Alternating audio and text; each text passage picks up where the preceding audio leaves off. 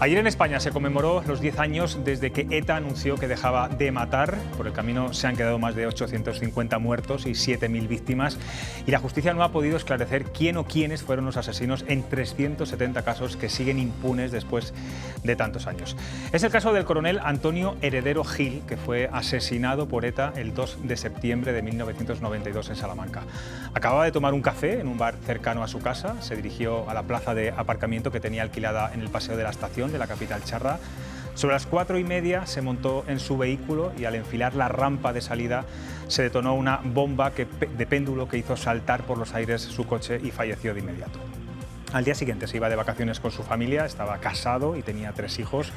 Uno de ellos es Luis Heredero, funcionario de la Junta, que hoy ha querido romper su silencio después de tantos años y lo hace un poco por desahogo y otro poco por responsabilidad ante todo lo que está viviendo, no solo estos días, sino desde hace tiempo, y porque cree que su testimonio como víctima del terrorismo es necesario que se escuche más que nunca.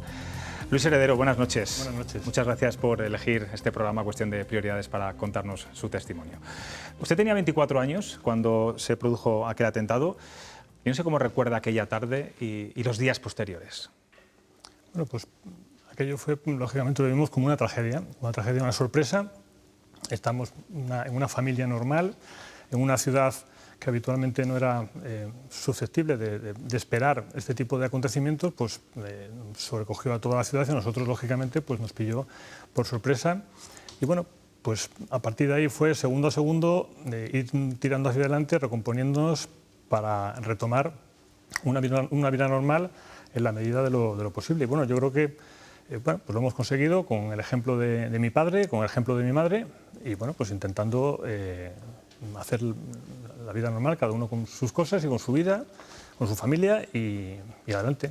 ¿Su padre nunca tuvo miedo de que esto pudiera ocurrir? ¿Ustedes tampoco en la familia? Era militar y no sé si había en ese momento era tan arriesgado como bueno, años posteriores. En España siempre hubo en aquellos años, no sé si lo recuerdan, hubo siempre una sensación de que los militares, la Guardia Civil, la policía, determinados oficios, parecía como que estaban en el sueldo, ¿no? Era la posibilidad de tener un atentado. Lo cierto es que ni por el destino de mi padre, que no era un destino especialmente relevante a efectos militares, ni por tampoco la ciudad de Salamanca, pues parecía que pudiera haber el más mínimo riesgo. Lo que pasa es bueno, que estas alimañas, estos asesinos se esconden detrás de cualquier esquina y bueno, pues surgió en Salamanca y surgió en el caso de mi padre, que en ese momento podía haber surgido fácilmente, y hubiera ido normalmente mi hermano en el coche con él, hubiera ido porque ese día estaban mis abuelos en casa, se habían desplazado desde Cáceres, hubieran podido estar en el coche mis abuelos y mi madre, hubiera podido que en el contorno de la cochera hubiera podido haber 4 o 5 personas alrededor y hubiera podido haber una masacre y una tragedia mucho mayor a la que hubo. Claro, esto conmocionó a Salamanca. Yo vivía allí en ese momento y es verdad que bueno, pues fue algo inesperado, ¿no? Lo decía usted antes, una ciudad tranquila como Salamanca. Es verdad que 3 años después se produjo el atentado del comandante Aliste. Yo no sé si desde ese momento, bueno, pues los salmantinos empezaron a darse cuenta de que esto era algo que ocurría en otros lugares, sino que podías tenerlo también a la puerta de casa, los salmantinos y muchas ciudades también de Castilla y León. Sí, seguramente sí. Yo la verdad es que como lo vivimos desde entonces, desde dentro, ahora que parece que ETA bueno, pues ya no existe. Sin embargo, claro, en muchas familias que ETA la tenemos presente. Para nosotros sí existe ETA. Entonces, lo que ocurrió en aquel momento es, evidentemente, yo creo que Salamanca, los salmantinos se hicieron conscientes de un problema que estaba viviendo de manera más cercana el País Vasco. La verdad es que las víctimas que vivimos en Salamanca tenemos la fortuna, por lo menos, de vivir en Salamanca y vivir en Castilla y León, no tener que aguantar encima los insultos y la presión que tienen que aguantar las víctimas de otros lugares de España. Por lo tanto, dentro de la desgracia, el que esto ocurra en Salamanca comparativamente con respecto de víctimas que están siendo insultadas todavía hoy, están siendo insultadas en el País Vasco, pues bueno, pues reconforta y es un apoyo. El caso de su padre, Luis, como otros tantos, más de 370, está archivado, ha prescrito, es un caso sin resolver. No ha habido ni la más mínima colaboración de ETA ni de Bildu para esclarecer los hechos. ¿A usted y a su familia le ayudaría a día de hoy, tantos años después, saber quién fue el asesino o los asesinos de su padre? ¿Eso cerraría, digamos, el círculo del dolor? Sí, sería importante. Hombre, también digo una cosa, los malos sabemos que son malos. También ayuda mucho más que los buenos, o lo que teóricamente son buenos, vuelvan a ser buenos, y se alejen de las malas compañías. Pero evidentemente en el tema de la justicia sí nos ayudaría, y sobre todo también creo que sería bueno para la democracia. No solo por mi padre, porque la justicia es algo que tiene que imperar en un Estado de Derecho, y que en el caso de mi padre y en otras 378 víctimas que están en espera de juicio, pues convendría que se esclareciera y que se supiera quién han sido los culpables. Precisamente la persona que aparece en el sumario de la Audiencia Nacional de mi padre está siendo juzgada ahora por otros muchos delitos. Porque ustedes han intentado reabrir el caso muchas veces sin éxito, pero tienen claras sospechas de quién fue, ¿no? No, la Audiencia Nacional, la portada del expediente de la Audiencia Nacional dice Soledad Iparaguirre en voto. Y a partir de ahí, si eso lo pone la Audiencia Nacional, por las pesquisas policiales correspondientes, entendemos que esa es la principal sospechosa, pero no acaban de vincularla suficientemente como para poder abrir con éxito o iniciar con éxito el procedimiento judicial. ¿Dan el caso por muerto ustedes también, la familia? No, nosotros hemos intentado hace 2 o 3 años, a través de la Fundación Villa Cisneros y los abogados, el equipo de abogados del despacho de abogados de Mirán del Bosch, hemos intentado reabrir el sumario y nos encontramos con que no hay indicios suficientes como para vincular a esta persona, a esta asesina que en este momento está siendo juzgada en la Audiencia Nacional por otro puñado de delitos. Ayer celebrábamos, como sabe, los 10 años desde que ETA anunció que dejaba de matar. Usted, a día de hoy, se niega a decir que ETA ha sido derrotada. ¿Por qué? Se está imponiendo la idea de la derrota de ETA, desde mi punto de vista, porque es una idea que facilita enormemente que los políticos puedan tener generosidad con los terroristas, porque está facilitando la idea de que como ETA no mata ya vale todo. ETA no ha sido derrotada porque el fin de ETA procede de un proceso de negociación. La negociación y la derrota son 2 términos incompatibles. Una negociación es un proceso de diálogo en el que 2 partes se ponen de acuerdo, hacen cesiones mutuas para llegar a una finalidad en concreto. Eso no casa con la derrota. Por otra parte, porque cuando hablamos de derrota de ETA, o cuando otros hablan de derrota de ETA, que yo intento no hablar de derrota de ETA, están teniendo en cuenta solo el aspecto, por decirlo de alguna manera, aunque no es correcto, militar, el aspecto de las armas, del asesinato. Pero el terrorismo de ETA y todos los terrorismos tienen otras dimensiones, que es la dimensión política. Y es que además, precisamente en el aspecto de las armas, ETA nunca quiso ganar. ETA sabía que con España adelante, con el gobierno español, no tenía nada que hacer. Con la Guardia Civil, el Ejército y las fuerzas y los cuerpos y fuerzas de seguridad del Estado, ETA estaba derrotada de antemano. Ellos lo sabían. Ellos perseguían otra cosa. El otro día lo decía Fernando Savater. El terrorismo existió para algo y es esto lo que vivimos ahora para lo que existió el terrorismo. Esta es la victoria de ETA, porque ha conseguido consolidar una idea de que hubo un conflicto entre el País Vasco y España, porque están controlando los medios de comunicación, la educación, porque aunque mucha gente rechaza el terrorismo, muchos también justifican que existiera, porque en general se ha indultado a la ideología que utilizó ETA para matar. El nacionalismo ha sido indultado. Los parásitos de ETA, que ha sido el PNV durante 50 años, es que no han salido de rositas de toda esta historia. Y el proyecto político de ETA sigue vigente en la sociedad. ¿Qué pasa por su cabeza cuando se legaliza a Bildu, se incorpora a la política nacional y se convierte además en interlocutor para muchos partidos? Pues esto es, por decirlo de alguna manera y gráficamente, esto es como el matón del colegio que te pega para que le des el bocadillo y un día te deja de pagar, pero te sigue quitando el bocadillo.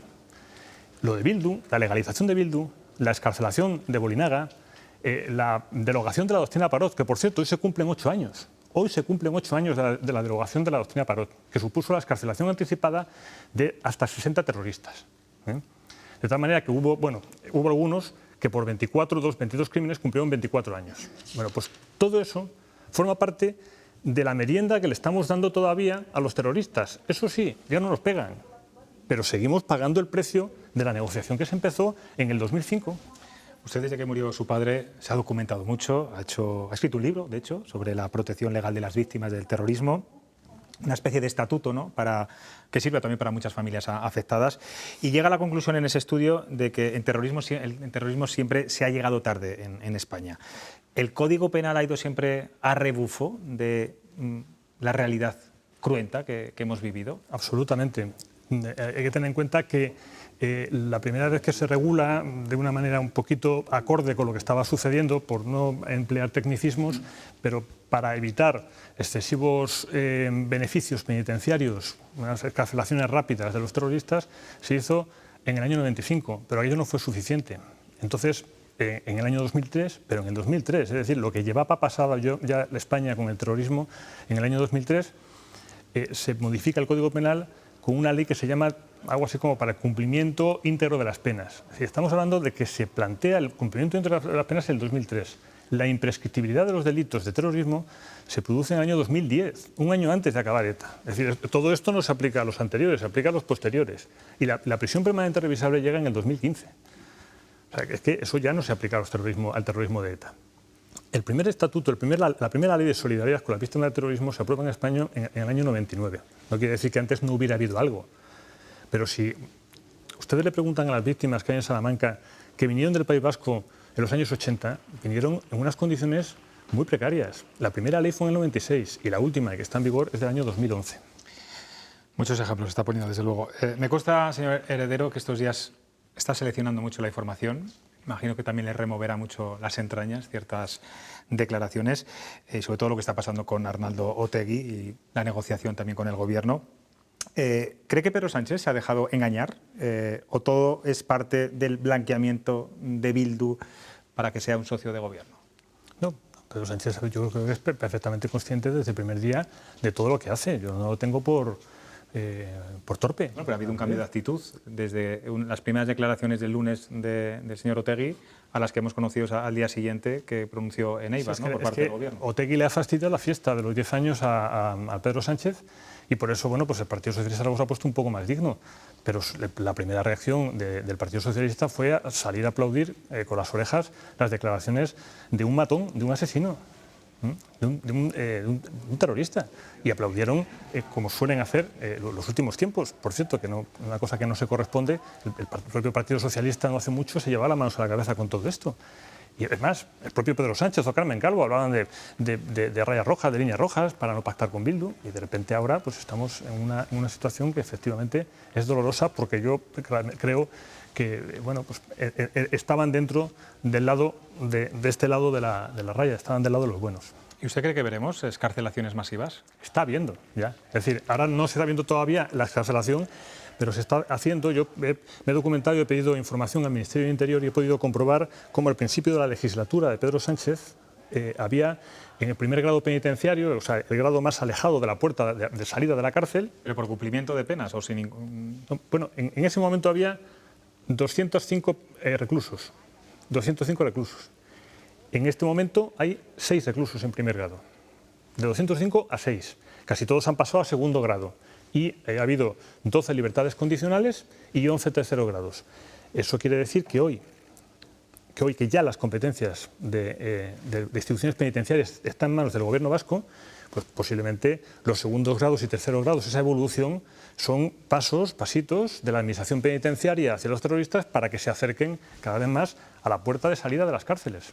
¿Con qué ánimo están las víctimas del terrorismo etarra a día de hoy? Bueno, pues yo creo que los 3 demandas que teníamos cuando el Gobierno de España decidió en el año 2005 empezar a negociar con ETA, que eran dignidad, memoria y justicia, y verdad, pues yo creo que casi ninguna se está cumpliendo. Justicia porque quedan 379 casos sin resolver, porque están prescribiendo delitos, porque hay actos de enaltecimiento y humillación a las víctimas de terrorismo del País Vasco y ya es legalmente reprobable y no se está haciendo nada. Se ha sacado de antemano a Bolinaga, se ha sorteado la doctrina Parot. En la justicia no ha funcionado. La verdad tampoco, porque la verdad, esto del relato, que quieren construir un relato, es absurdo, es una falacia. Es decir, lo que hay que construir es la verdad, y la verdad está en las sentencias, que establecen los hechos y establecen los culpables. Y la dignidad tampoco, no se respeta la dignidad cuando sale un expresidente del Gobierno diciendo que Otegi es un hombre de paz. Cuando sale un expresidente del Partido Socialista Vasco diciendo que Josu Ternera, que ha matado a decenas de personas, entre otros a 5 niños, sale diciendo que Josu Ternera es el héroe de la retirada de ETA. O cuando Pedro Sánchez le da en el Senado el pésame a un senador de Bildu por el asesinato, por el suicidio de un terrorista. Y lo único que se respeta algo es la memoria, se hacen homenajes, se hacen recuerdos, ¿verdad?, que es de agradecer. Pero ojo, con una salvedad y con una advertencia. Hay que tener en cuenta que la memoria, el exceso de memoria del pasado, de recuerdo del pasado, no sirva para tapar la ausencia de justicia de hoy, que da la sensación que a veces es lo que se hace. Donde no hay mucha memoria es entre las nuevas generaciones, al menos no se lo hemos trasladado entre todos. Bueno, no saben qué hizo ETA, desconocen quién es Miguel Ángel Blanco, ni siquiera Irene Villa en muchos casos. Sí que es verdad que tiene muy presente la guerra civil española. ¿Es culpa de la sociedad en su conjunto? ¿Qué se puede hacer para revertir este desconocimiento entre los jóvenes, los chavales que tienen entre 10 y 20 años?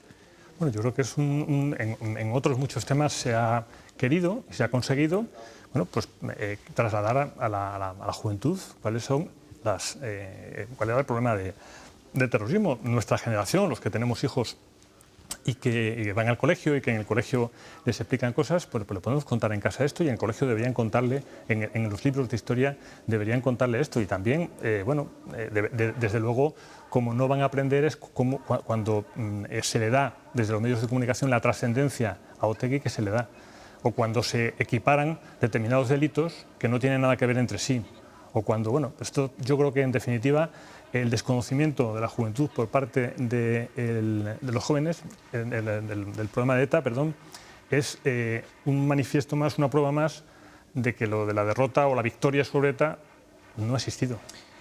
Voy a hacer una pregunta personal, Luis.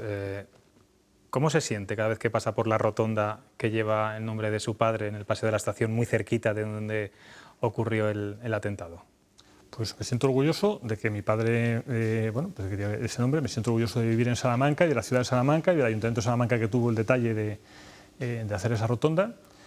Y también, pues claro, depende de los momentos y del día, pues también uno siente tristeza y, bueno, pues pensar que mi padre, por culpa de estos canallas, se ha perdido muchas cosas que podía haber vivido conmigo, con mis hijas, o con mi madre, con todos. ¿Qué edad tenía su padre cuando falleció? 55. Bueno, como siempre, antes de que pasemos a las preguntas de los invitados, queremos también conocer su opinión sobre los asuntos de actualidad. Y hoy les hemos planteado en Twitter si creen que Pedro Sánchez debe descartar a EH Bildu en la negociación de los presupuestos tras conocer las intenciones de Arnaldo Otegi. Bueno, pues la respuesta es contundente, ahí lo van a ver enseguida. Un 82% cree que el presidente no debe sentarse a negociar con Otegi y solo un 22% que sí. Jesús Fonseca. Puedes preguntarle a Luis Heredero lo que consideres. Buenas noches, Luis. Buenas noches.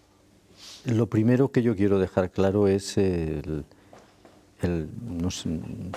respeto más absoluto hacia las víctimas y la cercanía, la empatía, que no puede ser mayor.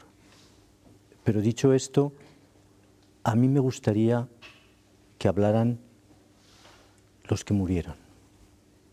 Estoy seguro de que si los que perdieron la vida de una forma tan miserable y tan canalla hablaran, no sé, tengo la sospecha de que hablarían mucho de perdón, de conciliación, que hablarían poco de odio, probablemente nada, esa palabra no existiría, y que intentarían por todos los medios buscar esa fórmula que probablemente, no sé, no existe, es muy difícil, de reencuentro y de ser capaces de superar ese periodo tan horrible y tan miserable y tan canalla.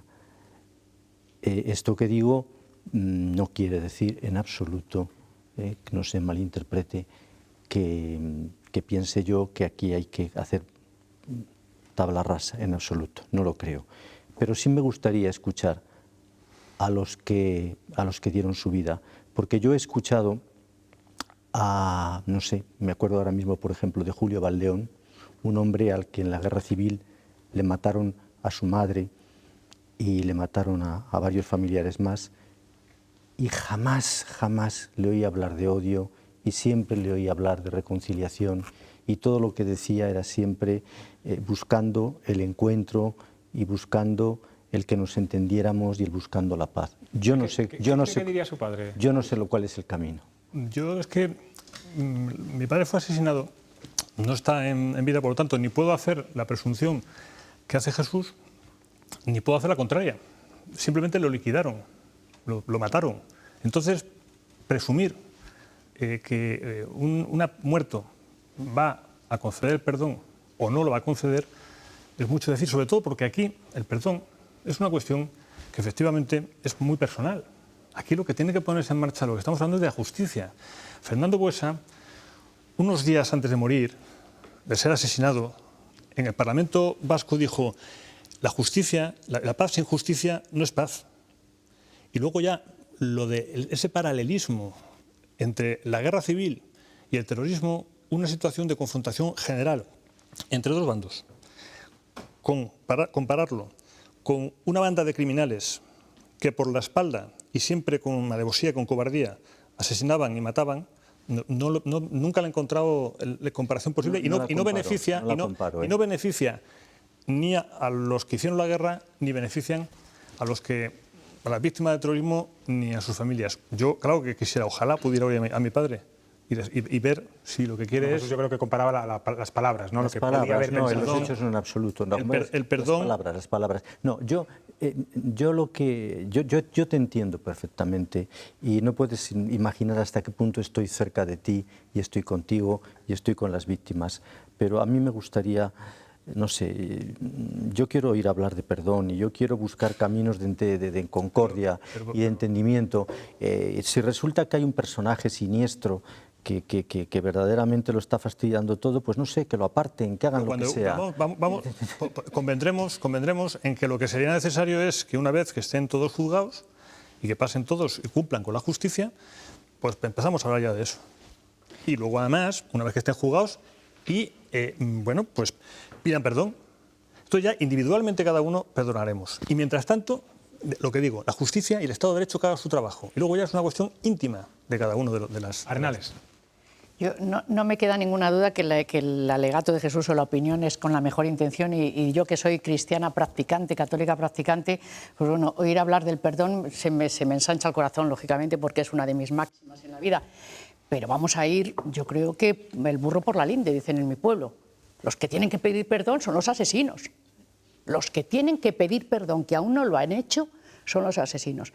Y después, si me permites, José Luis, y sobre todo la gente que estamos en medios de comunicación, como no usted más, que está dirigiendo un programa, no falleció ni murió, le mataron. Bueno, de verdad, yo sé, es que sé que... En todo momento he dicho asesinado, es verdad que... Sí, y me he dado es verdad, José Luis, no lo digo por corregir, de verdad, lo digo porque está calando ese discurso, es que empieza a calar. Cuando falleció y me he dado cuenta enseguida. Sí, gracias, José Luis, y permíteme, lo hago con todo el cariño del mundo, pero es que al final está calando ese discurso que mencionaba, bueno, primero Luis, darte como no, bueno, pues todo mi más sentido pésame aunque hayan pasado 20 años, y sobre todo actual, por lo que estáis viviendo, por la indignidad de las actuaciones que están viviendo en este momento, porque lo que se está institucionalizando es, primero, la mentira por parte de quien otorga la presidencia del Gobierno.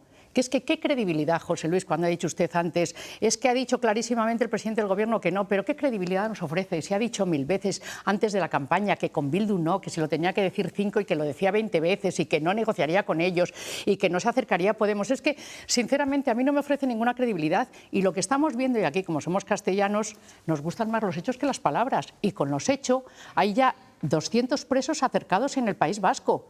O 100 presos, y en este momento parece que van a sacar a 200. A mí me parece absolutamente indigno, yo quiero decir que se está institucionalizando, y es una vergüenza desde mi punto de vista, tanto la mentira en responsables públicos permanentemente, como se está institucionalizando el que parece que fue un conflicto entre dos zonas. No, es que una cosa fue la guerra civil, que hubo desafortunadísimamente, lógicamente, dolor en todos los sitios, y otra cosa fueron asesinatos cobardes en la nuca y a sangre fría. Entonces yo no puedo hacer más que de verdad que daros todo mi apoyo en la medida de lo posible y por supuesto ensanchándome el corazón con el perdón por todos los sitios. Elena. Hola Luis, buenas noches. Buenas noches. Yo querría insistir en la palabra perdón. No sé qué te sugirieron las palabras de Otegi cuando lo escuchaste decir que el sufrimiento de las víctimas nunca debió producirse. No sé qué se te removió por dentro. Pero Eduardo Madina, que junto con Borja Semper están estos días presentando un libro que han escrito conjuntamente, también un programa de televisión, una serie, bueno, están hablando mucho, lógicamente, de sus sentimientos, de todo lo que han padecido durante estos años. Y Eduardo Madina decía que es una declaración histórica la de Otegi, porque era el primer paso de un largo camino que hay por delante. Y a él, yo no sé si te identificas con esa declaración suya, si la compartes o y otra cosa, yo no sé si la palabra perdón, si el perdón por parte de ellos, yo no creo que Otegi pida perdón, evidentemente, pero si lo pidieran, ¿tú te sentirías reconfortado? Yo, primero, lo que tiene que hacer Otegi, que es un criminal, es un terrorista, al que Televisión Española le ha entrevistado estando cumpliendo una condena por terrorismo, el día antes, unas horas antes de hacerle un homenaje en el Congreso de Diputados a las víctimas del terrorismo, Otegi, que es, insisto, es un delincuente, es un terrorista, ¿qué va a decir? Es decir, no ha dicho nada nuevo. Lo que ha dicho el otro día no aporta nada nuevo. Además habla de que se ha ocasionado un daño. Lo ha ocasionado él.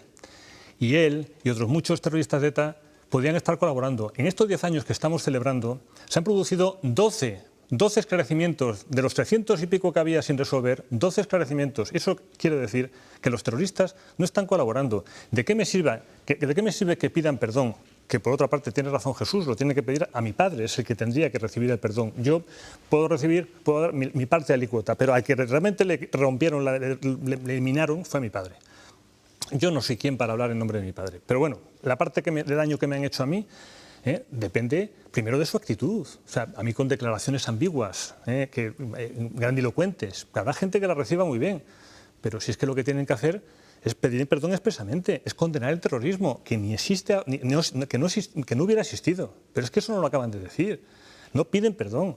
Y además no colaboran, fundamentalmente no colaboran. Le he dicho antes, estaba comentando antes que hoy se está celebrando estos días, no sé si exactamente estos días, el juicio a la terrorista que presuntamente pudo ser la que asesinó a mi padre. Bueno, pues que no pida perdón, no hace falta que pida perdón, que diga que lo hizo, que diga cómo fue todo aquello. Y luego ya, cuando pase la justicia sobre ella y le pongan en su sitio, yo ya, pues mi familia pudiéramos, oye, pues además dentro de mi familia puede ser que un hermano perdone, otro sí, otro no. Sí, esto es una cuestión íntima que yo creo que además el daño que le hicieron a la democracia española es poner el centro de atención en la víctima y no en el asesino, que es lo que estamos haciendo cuando hablamos del perdón de las víctimas. No creo que sea justo.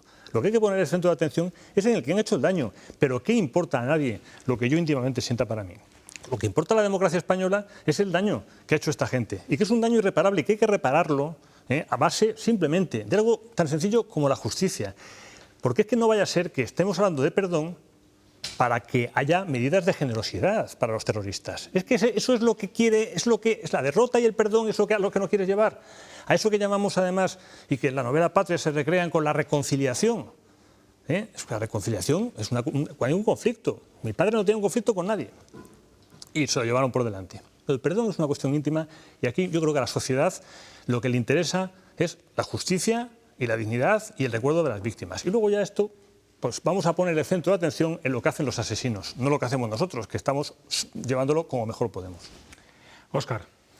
Bueno, lo primero es, yo creo que todas las víctimas del terrorismo saben muy bien que tienen la solidaridad de toda la sociedad española, yo creo, en su conjunto, ¿no?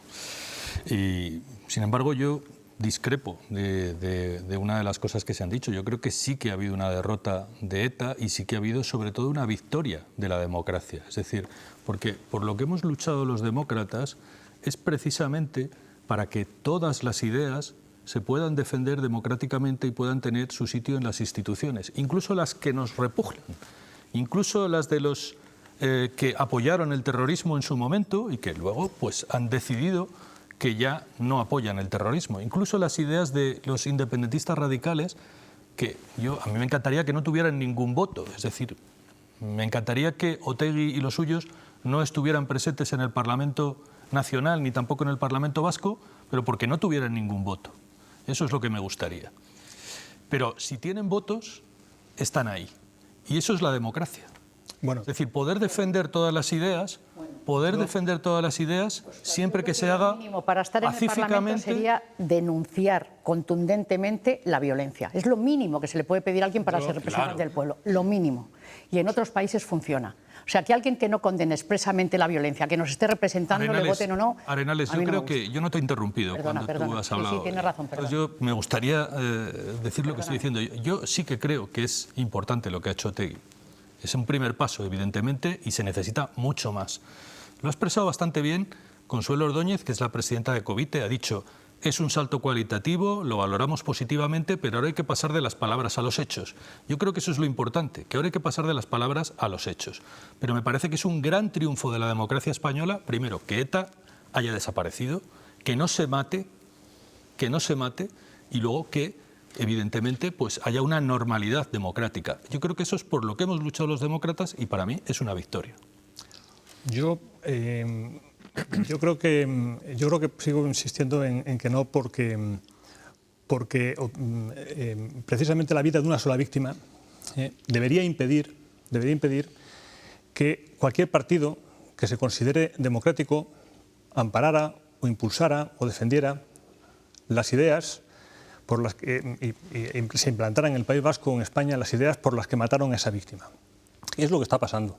El triunfo de ETA no ha sido una cuestión de asesinatos de pistolas o de bombas, porque eso, como he dicho antes, lo daban ya por descontado. Ellos querían tener una posición de influencia para que esa ideología que está manchada de sangre, ese proyecto político que usted dice que se vota legítimamente y democráticamente en el Congreso de Diputados, está manchado de sangre. Por otra parte, yo creo que es conocido que el Tribunal Constitucional, cuando legalizó a Bildu en el año 2011, hizo varias advertencias y dijo: este partido puede ser legal y constitucional mientras no tenga una serie de comportamientos, como por ejemplo comparar el dolor de las víctimas con el dolor posible o eventual dolor de aquellos terroristas que están en la cárcel porque voluntariamente se metieron a terroristas. Y sería ilegal un partido que comparara la violencia que ejerce el terrorismo con la violencia que le imputan a los fuerzas y cuerpos de seguridad del Estado, a los jueces y tribunales. Esos dos comportamientos los está teniendo Bildu y nadie insta a su ilegalización. Y eso lo dice el Tribunal Constitucional, no lo dice una víctima, ni lo digo yo. Es que está en la sentencia de legalización de Bildu. Y creo que son argumentos suficientes para defender, por lo menos yo, respetando su postura, defender desde mi posición lo que íntimamente creo, defiendo y seguiré defendiendo. Pues Luis, te insisto, gracias por estar aquí, por venir aquí a hablar. Sé que no vienes a título personal, sin representar a nadie, pero estoy seguro que muchas víctimas del terrorismo las has representado y muy bien. Y ojalá el caso de tu padre, de Carlos Heredero, salga de ese cajón, de ese archivo y se pueda reabrir y se haga justicia. Gracias de verdad por estar aquí en Cuestión de Privilegios. Gracias a vosotros.